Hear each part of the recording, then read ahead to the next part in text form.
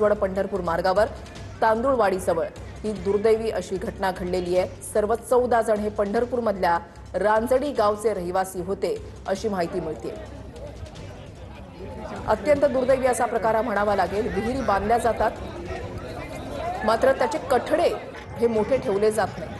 रस्त्याच्या कडेलाच असलेली ही विहीर, जर आपण ही दृश्य पाहिली तर आपल्या एकंदरीत लक्षात येईल की शेत आहे हे आणि शेतामध्ये बांधलेली ही विहीर आहे। या विहिरीला जर आपण पाहिलं तर काटोकाट पाणी आहे।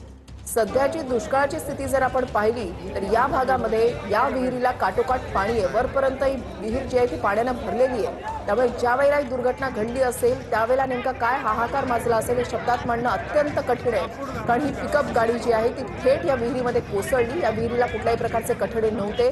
ती पिकअप गाडी विहिरीमध्ये कोसळली आणि त्याच्यामुळे 14 जणांचा बुडून मृत्यू झाल्याची माहिती मिळते। हे सर्व 14 जण पंढरपूरमधल्या रांजणी गावचे रहिवासी असल्याची माहिती मिळते।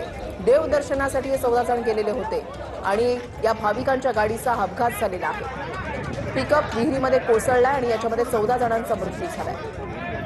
अतिशय हृदयद्रावक घटना ही म्हणावी लागेल। मात्र दुर्दैवी घटना म्हणत असतानाच पुन्हा एकदा सुरक्षेचा प्रश्न देखील ऐरणीवर आलेला आहे। रस्त्याच्या कडेलाच असलेली ही विहीर परवानगी मिळते कशी, हा देखील एक मोठा प्रश्न आहे। मोठं शेत शिवार आपण या ठिकाणी पाहताय। जिथे ही विहीर आहे त्या विहिरीच्या अगदी बाजूलाच रस्ता आहे